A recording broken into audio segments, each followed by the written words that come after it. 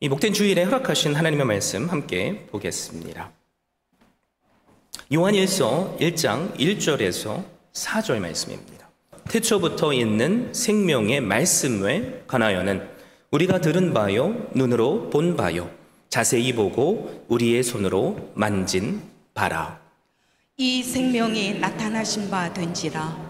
이 영원한 생명을 우리가 보았고 증언하여 너희에게 전하노니 이는 아버지와 함께 계시다가 우리에게 나타나신 바 된 이시니라. 우리가 보고 들은 바를 너희에게도 전함은 너희로 우리와 사귐이 있게 하려 함이니 우리의 사귐은 아버지와 그의 아들 예수 그리스도와 더불어 누림이라. 우리가 이것을 쓰면 우리의 기쁨이 충만하게 하려 함이라. 아멘. 저는 이 복된 주일에 주신 말씀을 힘입어서 사귐 시리즈 첫 번째로 더불어 사귐을 누리라 라는 제목으로 말씀을 증거하고자 합니다. 프랑스의 대문호죠 빅터 위고는 이런 말을 했습니다. 가장 큰 행복은 우리가 누군가를 사랑하고 우리 자신이 누군가로부터 사랑받고 있다는 믿음에서 생겨난다. 다시 한번 말씀드릴게요. 가장 큰 행복은 우리가 누군가를 사랑하고 우리 자신이 누군가로부터 사랑받고 있다는 믿음에서 생겨난다. 참 공감이 되는 말입니다. 왜 그렇죠?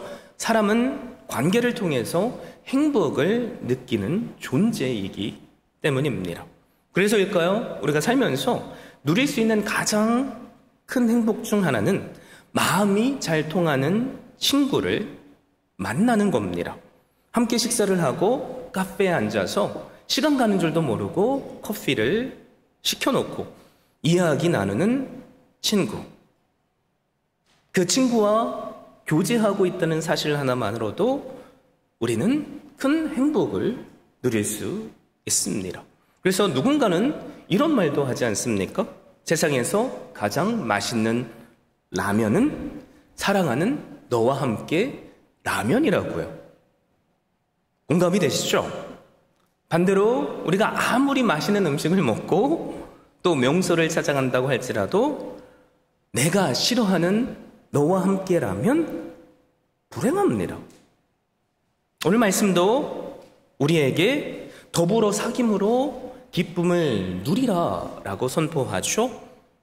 사도 요한은 분명히 우리가 그런 기쁨을 누릴 수 있다라고 말합니다. 요한일서는 사도 요한이 주 85년에서 96년경 사이 이제 세상을 떠나가기 얼마 전에 에베소에서 교회를 향해 쓴 편지입니다.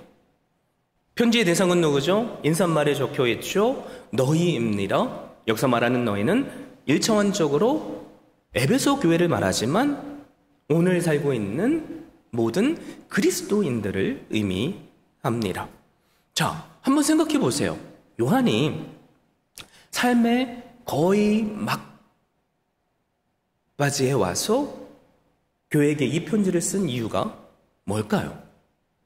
그 답이 감사하게도 3절 말씀에 나오죠. 제가 여러분께 읽어드릴게요. 우리가 보고 들은 바를 너희에게도 전함은 너희로 우리와 사귐이 있게 하려 함이니. 이 편지를 쓴 목적은 단 하나죠. 사귐이 있게 하려는 것, 바로 그겁니다. 자, 그렇다면 본문에서 말하는 사귐이 뭘까요? 여러분은 사귐 혹은 교제라는 말을 들을 때 머릿속에 어떤 생각이 떠오르십니까?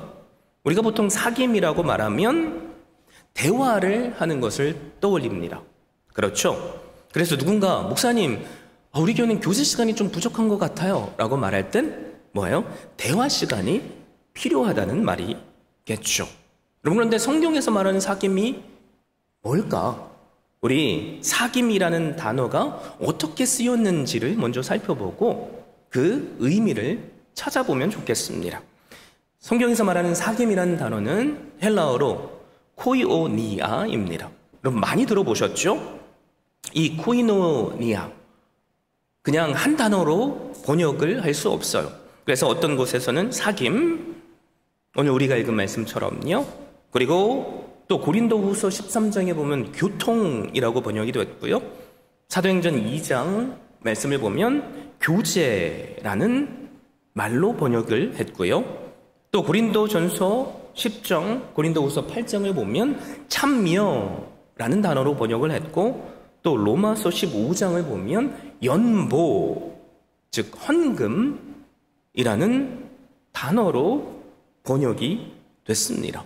여러분, 이 의미들을 우리가 정리해서 사귐을 정의해 보자면, 성도와 성도의 관계 속에서 서로 같은 믿음, 또 성령을 공유하고 성례와 사역에 함께 참여하며 서로 고난과 기쁨에 동참하고 물질을 나누며 섬기는 것을 의미합니다. 좀 복잡하죠? 그런데 이걸 쉽게 정리하자면 사귐은 바로 이거예요. 사람과 사람이 만나서 서로의 삶을 공유하는 것. 그 가운데 대화가 그 매개체가 되는 거죠. 사도 요한은 삶이 다하기 바로 얼마 전에 성도 간에 이런 사귐이 있었으면 좋겠다라는 소망을 품고 이 편지를 썼습니다. 말씀을 준비하면서 제 자신을 돌아봤어요. 과연 제 안에 성도들과 이 믿음의 사귐이 있는가?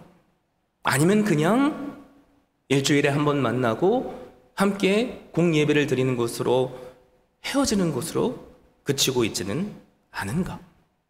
여러분은 어떠세요? 여러분의 삶 속에는 성도와 성도 간에 깊은 사귐과 교제가 있습니까? 삶 속에 믿음의 형제 자매를 초청해서 그 형제 자매와 함께 대화를 나누며 나의 슬픔을 공유하고 그래서 울기도 하고 나의 기쁨을 공유하며 함께 웃기도 하는 그런 믿음의 가족이 있습니까? 내가 힘들 때 누군가 나를 위해서 기도하며 도움을 받고 또 누군가가 힘들 때 나도 부족하지만 하나님께서 주신 마음으로 그 형제를 자매를 섬기는 모습이 있습니까? 여러분, 성경에서 말하는 사귐은 바로 이런 사귐이에요. 여러분, 이런 사귐의 일들이 우리 교회 안에 일어나면 좋겠습니다. 여러분, 우리가 사는 이 세상 얼마나 외로워요. 그렇죠? 그래서 우리는 수많은 군중 속에 있지만 고독을 느끼는 존재입니다. 어떤 분은 그래서 이 교회, 저 교회를 찾아다니기도 해요. 근데 문제는 뭐예요? 이런 교제가 이루어지지 않을 때 우리는 외로움을 느끼게 되는 거죠. 그런데 우리가 살면서 경험하는 게 뭐예요? 진정한 친구 한 명 사귀는 게 너무 어렵다는 거죠. 과거 여러분의 삶을 한번 생각해 보세요. 어렸을 때 best friend, 요즘 아이들 이런 말을 하더라고요. BFF, best friend forever. 베스트 프렌드였는데 그냥 작은 갈등 하나로 그 관계가 깨지는 것을 우리는 종종 보고 경험해요. 같은 것을 좋아한다는 이유로 친해졌는데 시기와 질투로 멀어질 때도 있죠. 그래서 나이가 들면서 야, 진짜 믿을 만한 사람이 없구나 라는 것을 우리는 다들 느끼고 있습니다. 세상에는 당연한 일이죠. 그런데 문제는 정말 뭐예요? 교회 안에도 마음을 터놓고 함께 울어주고 웃어줄 진정한 친구가 없다는 게 문제예요. 기도 제목으로 나의 연약함을 나눴는데 그 다음 주일날 교회에 와봤더니 나를 대하는 시선이 따가워요. 누군가가 이런 말을 하죠. 자기 이런 문제 있다며? 에이, 기도하고 있어. 근데 나한테 느껴지는 건 뭐예요? 꽃이다. 여러분, 이런 경험을 한 번쯤은 해보셨을 거예요. 그래서 많은 성도들이 교회만한 교회가 없다. 나는 그런 교회를 찾고 있다. 라고 말하는 걸지도 모릅니다. 저에게 소망이 있다면 우리 교회가 그런 교회가 됐으면 좋겠어요. 근데 우리가 주변에 많은 한인 교회들이 있죠. 어떤 교회는 무엇으로 뭉쳐요? 혈연 관계로 뭉쳐요. 그 교회 가면 다 목사님의 친척, 인척 그렇게 뭉치는 교회들이 있죠. 또 어떤 분들은 학연, 지연에서 사귐을 찾습니다. 그래서 어떤 분에게 목사님 저 교회는 어디 향후회예요. 그 지역 사람들만 있어요. 라고 말씀하는 것도 저는 들은 기억이 나요. 또 어떤 교회는 같은 취미나 관심사를 가진 사람들끼리 교제장을 만듭니다. 그런데 저처럼 미국에 가족도 없고 학연, 지연도 없는 사람들, 또 공통 부모가 없는 분들은 뭘 느끼죠? 이 교회를 가도 외로움을 느끼고요. 저 교회를 가도 소속감을 느끼지 못해요. 정말 그렇다면 우리가 고민해야 봐야 될 게 있죠. 우리가 정말로 교제할 때 그 근거로 삼는 것이 있다면 무엇이어야 할까? 여러분들 어떻게 생각하세요? 학연 지연도 안 돼요. 가족 중심도 안 됩니다. 왜요? 가족 가운데서도 갈등이 있고요. 동양 사람 가운데서도 서로 안 맞는 사람이 있어요. 감사하게도 오늘 본문에 보면 우리의 사귐의 근거가 나옵니다. 그게 3절 말씀이에요. 여러분들 성경 말씀 가지고 계시죠? 우리가 한 목소리로 함께 3절 말씀을 읽었으면 좋겠습니다. 함께 읽습니다. 시작. 우리가 보고 들은 바를 너희에게도 전함은 너희로 우리와 사귐이 있게 하려 함이니 우리의 사귐은 아버지와 그의 아들 예수 그리스도와 더불어 누림이라. 자, 우리가 보고 들은 바를 근거로 너희도 우리와 사귐이 있기를 원한다라고 말하죠. 여러분, 우리가 들은 바가 무엇입니까? 바로 사도 요한이 3년 반 동안 함께 동고동락하고 먹고 마시고 만지고 경험한 예수 그리스도세요. 그래서 보고 들은 바를 뭐라고 설명하죠? 1절, 2절 제가 읽어드릴게요. 태초부터 있는 생명의 말씀에 관하여는 우리가 들은 바요, 눈으로 본 바요, 자세히 보고 우리의 손으로 만진 바라. 이 생명이 나타나신 바 된지라. 이 영원한 생명을 우리가 보았고 증언하여 너에게 전하노니 이는 아버지와 함께 계시다가 우리에게 나타내신 바 된 이시니라. 그냥 1절 2절 말씀을 보면 좀 어렵게 느껴집니다. 그렇죠? 태초부터 있는 생명의 말씀이 도대체 누굴까? 그래도 우리가 요한복음을 읽어보면 이 태초부터 계셨던 말씀이 누군지를 알죠. 그분이 누구세요? 바로 예수 그리스도십니다. 그래서 요한복음은 1장 1절을 이렇게 시작해요. 태초에 말씀이 계시니라. 이 말씀이 하나님과 함께 계셨으니 이 말씀은 곧 하나님이시니라. 그리고 14절에 보면 태초부터 있는 이 생명의 말씀은 하나님과 함께 계셨고 또 이 땅에 육신의 옷을 입고 오신 예수 그리스도시다라고 선포합니다. 지금 요한이 뭘 증거하는 거예요? 지식적으로 아는 예수님에 대해서 증거하는 게 아니에요. 여러분, 우리도 미국의 대통령이 누군지 알죠? 우리는 그래서 누군가랑 얘기할 때 당신 미국 대통령 누군지 알아요? 그러면 바이든이라고 말합니다. 그렇죠? 그런데 이 아는 건 사실 제대로 아는 게 아니죠. 지식으로만 아는 거예요. 그래서 사도 요한은 뭘 지금 강조하고 있습니까? 내가 아는 주님은 내가 직접 함께 했고 만져봤으며 또 함께 살아본 체험에서부터 우러나오는 주님이시다. 그 주님께서 이 땅에 오셔서 제자들과 하신 게 뭡니까? 바로 코이노니아. 교제, 사귐입니다. 그래서 우리가 정말로 예수 그리스도를 안다면 그분을 통해 우리에겐 뭐가 주어지죠? 2절 말씀처럼 생명이 주어져요. 여러분, 우리 안에 예수 그리스도를 믿는 믿음으로 생명이 있습니까? 아멘이세요? 과거 우리가 죄와 사망으로 죽었는데 예수 그리스도를 믿는 믿음으로 생명으로 옮긴 바 되었다는 그 확신의 믿음이 있습니까? 오늘 말씀에 그래서 사도 요한은 뭘 지금 계속 강조하고 있죠? 생명에 대해서 강조해요. 그래서 1절에 보면 태초부터 있는 생명의 말씀이라고 말하죠. 2절에 이 생명, 또 이어서 이 영원한 생명을 우리가 보았고 증언하여 너에게 전하노니 라고 말합니다. 그리고 이 생명을 영생이라고 불러요. 자, 누군가가 여러분께 성경에서 말하는 영생이 무엇입니까? 라고 물어본다면 여러분은 뭐라고 대답하시겠어요? 성경에서 말하는 영생이 무엇입니까?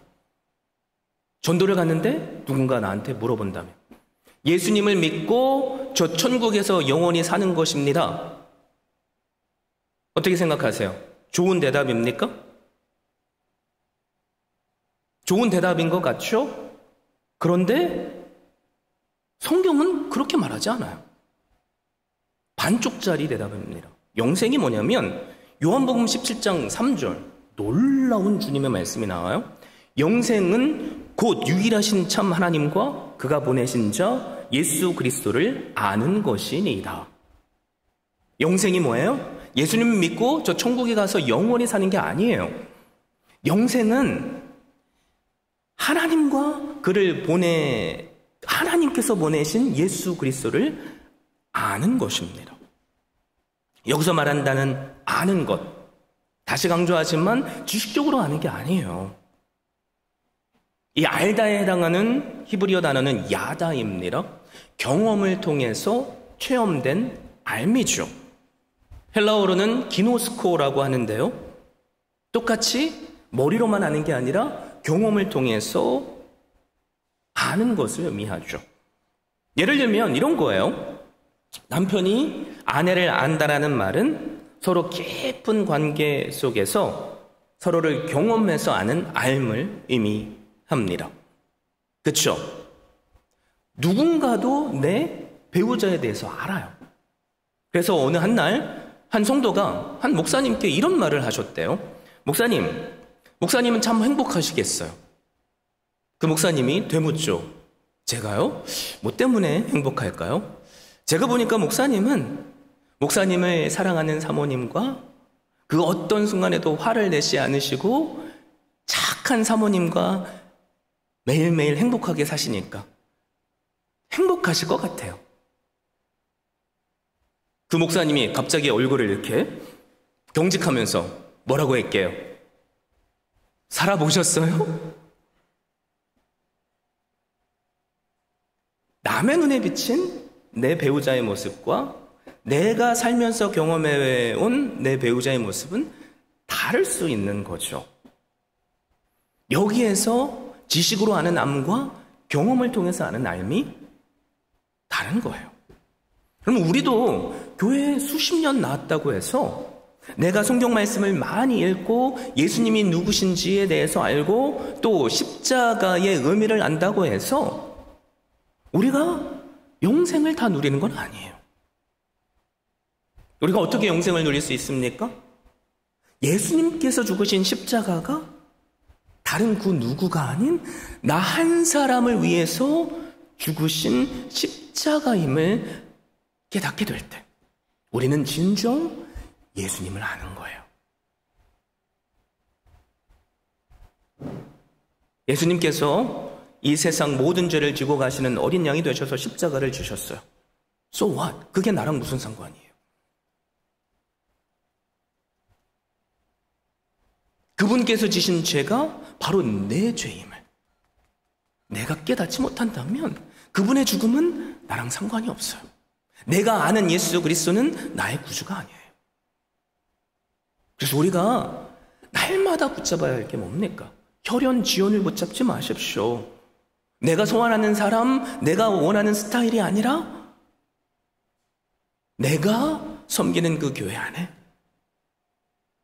날마다 복음이 복음되어 선포되어 지는가? 이거를 보셔야 돼요.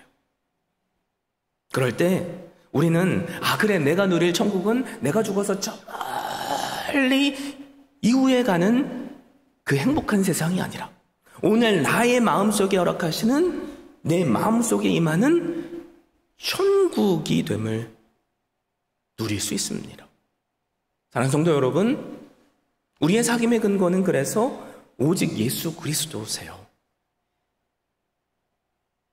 우리가 남편과 아내의 관계에서, 친구와 친구의 관계에서, 또 믿음의 형제와 자매의 관계에서 계속 넘어지고 상처 주고받는 이유가 무엇인지 아십니까?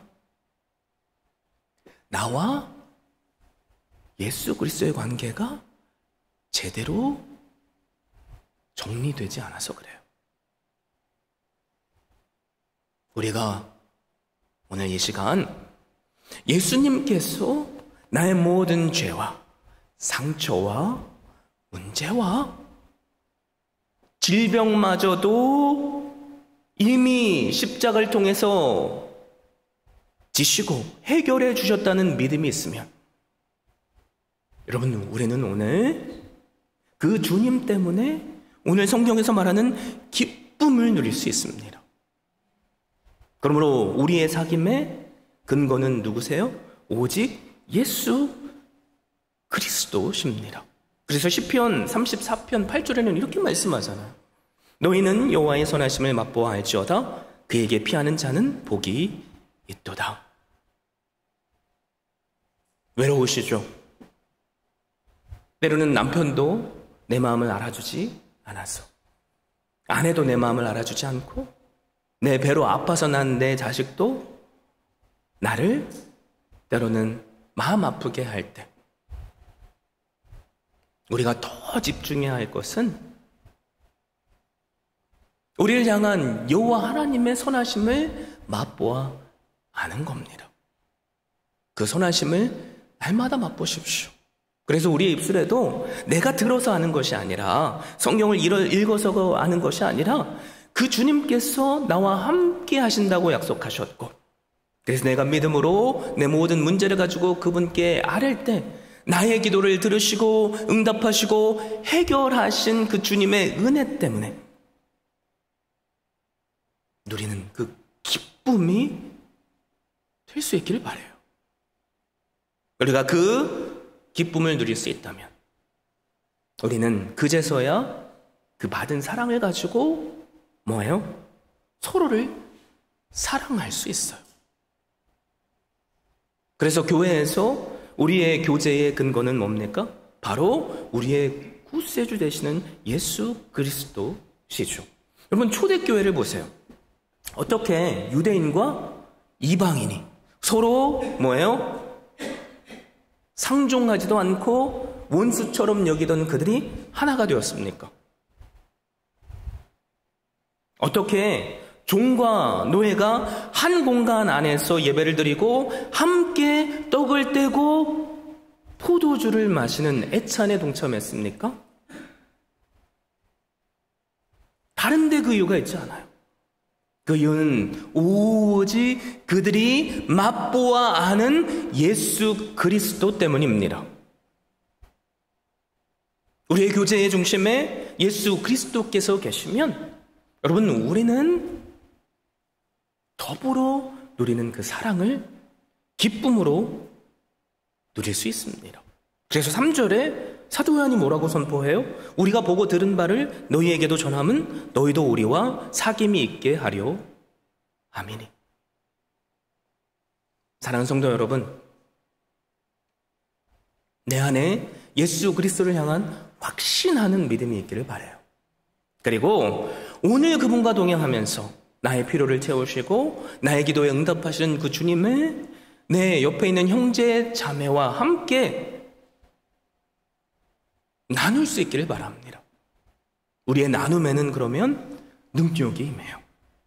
나에게 임하신 그 아버지의 능력이 내 옆에 나의 간증을 들음으로 함께 그것을 소망하는 내 믿음의 형제에게도 임합니다. 그래서 초대교회를 보세요. 공산주의에서나 할 수 있을 법한 내 것을 내 것이라 하지 않고 각자의 소유물을 나누며 서로를 위해서 공급해주는 일이 일어납니다. 지켜서는 안 되죠. 왜 그럴까요? 그들이 나의 구세주 되시는 예수 그리스도를 먼저 깊이 누렸기 때문에 그래요. 그래서 어떤 일이 벌어지죠?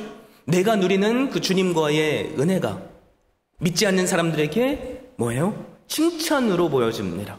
그리고 하나님은 날마다 초대교회에 믿는 자들을 더해 주십니다. 다른 성도 여러분, 우리도 눈물로 복음의 씨앗을 심고 있죠. 그러나 그 씨앗을 심으면서 우리가 동시에 해야 될 게 뭐예요? 예수 그리스도를 믿는 한 믿음으로 서로와 깊은 교제를 하는 거예요. 여러분, 우리가 예수 그리스도의 마음을 품는다면 우리의 눈에 비춰진 누군가의 허물과 잘못을 우리가 들춰내겠습니까? 그게 내 아픔인데 우리는 그것을 감싸주겠죠. 위에서 눈물로 함께 기도해 주겠죠. 여러분, 그럴 때 그것을 치료하시는 하나님의 능력이 임해요. 우리가 정말로 함께하고 싶은 사람들이 누구예요? 자기 말만 하는 것이 아니라 나의 아픔을 공감해주고 들어줄 누군가. 그 한 사람만 있다면 우리는 결코 외롭지 않을 거예요. 저에게 소망이 있다면 제가 여러분 한 분 한 분에게 그런 한 사람이 되고 싶습니다. 1대1 제자 양육을 하시고 또 해보신 분들이라면 이 믿음의 교제가 얼마나 귀중한지 아실 거예요. 하나님의 말씀을 매개체로 우리가 하는 게 뭐예요? 서로의 삶을 깊이 나누고 그 다른 누군가에게 그것을 전하지 않고 나의 아픔이 너의 아픔이 되게 함께 울어주고 나의 기쁨이 너의 기쁨이 되도록 함께 기뻐해 주는 것을 통해 하나님께서 나의 마음을 만지시고 성장케 하시는 은혜를 누리는 겁니다. 그럼 우리가 추구하는 목장 모임도 마찬가지죠. 하나님의 말씀을 나눔으로 우리에게 어떤 은혜를 주셨는지 함께 믿음으로 나누고 교제할 때 하나님은 그곳에서 함께 역사하세요. 그래서 오늘 말씀의 핵심이 뭐예요? 우리의 교제 가운데 하나님은 더불어 함께 하신답니다. 그래서 3절 하반절과 4절 말씀을 보세요. 우리의 사귐은 아버지와 그의 아들 예수 그리스도와 더불어 누림이라. 우리가 이것을 쓰면 우리의 기쁨이 충만하게 하려 함이라. 여러분, 우리가 예수 그리스도 안에서 나누는 그 교제 가운데 누가 함께 하신다고요? 하나님과 그의 아들 예수 그리스도께서 함께 하신대요. 함께 하시면서 뭘 하시겠습니까? 우리의 연약함을 들으시고 채울하시죠. 우리의 기도를 들으시고 응답하십니다. 그래서 우리의 입술은 과거 사도 요한이 고백했던 것처럼 우리가 맛보고 만져본 그 예수 그리스도를 증거하게 되는 거죠. 예수님은 우리의 사귐과 교제에 더불어 함께 하십니다.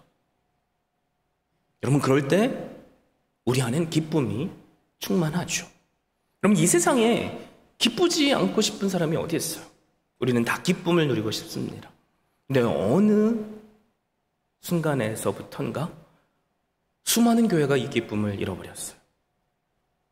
내가 해야 할 무거운 짐처럼 느껴지는 일 때문에.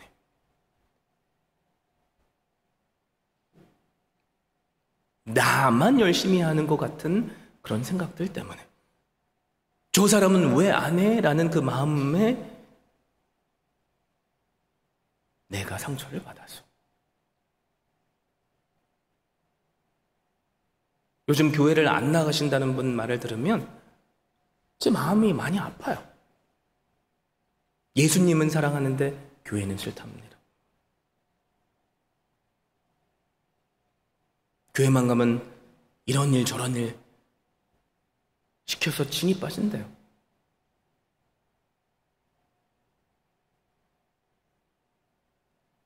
그렇다고 예배만 마치고 돌아가는 것도 원치 않는답니다. 서로 대화할 상대가 필요하다고 말하는데 그 상대가 없어서 그런 교회를 찾는데요.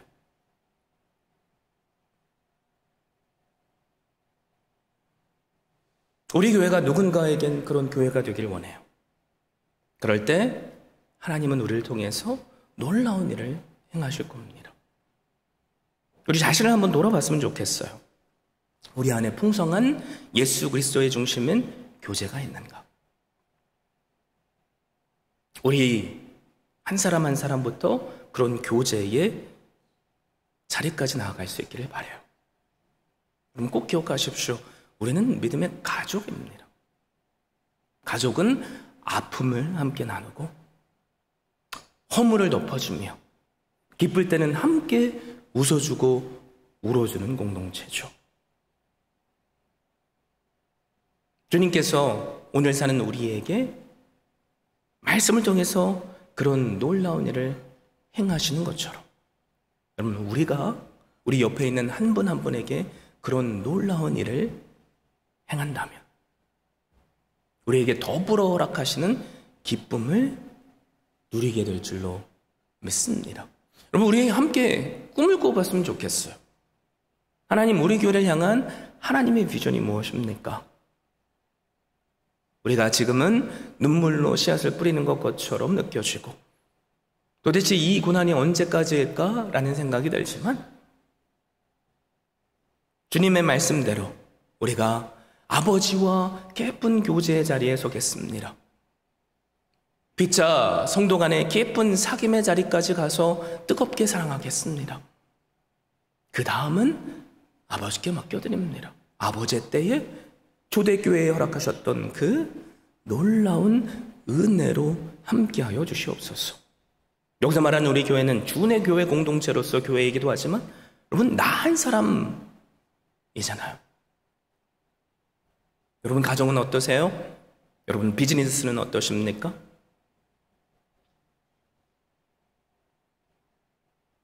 뜨겁게 사랑하는 그 가정 꿈꾸지 않으세요? 남편과 아내 사이에서, 부모와 자녀 사이에서, 할아버지 할머니와 손자 손녀의 사이에서 그 키가 다른 그 누군가에게 있지 않고 우리 자신에게 있음을 확신하셔서 가장 먼저 주님과 깊은 교제를 나누시고 그 허락하신 그 사랑을 내 주변에 있는 사람들에게 흘러내려 보내십시오. 그래서 더불어 함께 하시며 허락하시는 놀라운 기쁨을 누리시는 한 분 한 분 되시기를 예수 그리스도의 이름으로 축원드립니다.